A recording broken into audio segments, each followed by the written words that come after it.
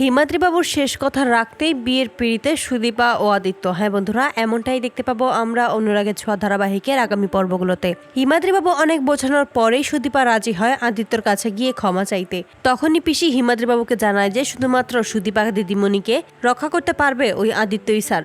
আমাদের একবার ভেবে দেখা উচিত এই বিষয়টা নিয়ে। তখনই হিমাদ্রিবাবু চিন্তা করে সে এই বিষয়টা নিয়ে ভাববে। তারপরেই বড় একটা অপারেশনের জন্য আদিত্যকে বলা হয় এবং আদিত্য হিমাদ্রিবাবুকে নিয়ে সে অপারেশনে চলে যায়। সেখানেই হিমাদ্রিবাবু খুব বাজেভাবে গুরুতর আহত হয়। হিমাদ্রিবাবু মারা যাওয়ার আগেই আদিত্যকে অনুরোধ করে যেন সে সুদীপার দায়িত্ব নেয়। আদিত্য এতে করে মানা করতে পারে না এবং হিমাদ্রিবাবুর শেষ কথা ফেলতে না পেরেই হিমাদ্রিবাবুর কথায় রাজি হয়ে যায়।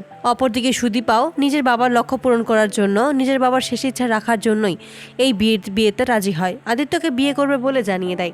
আদিত্য সুদীপাকে বিয়ের দিনই বলে দেয় যে এই বিয়েটা শুধুমাত্র আমার কাছে একটা দায়িত্ব, এটা ছাড়া আমার কাছে আর কিছুই আপনি আশা করবেন না কখনো। সুদীপা তখন বলে আমি সেটা কখনোই করবে না, আমি শুধুমাত্র এই বিয়েটা করেছি আমার বাবার স্বপ্ন পূরণ করার জন্য। ঠিক সেই মুহূর্তেই পরমা সেখানে এসে হাজির হয়। পরমা তখন বলেছে তোমার বিয়ের জন্য আমাকে এখানে ডেকে পাঠালে আদিত্য।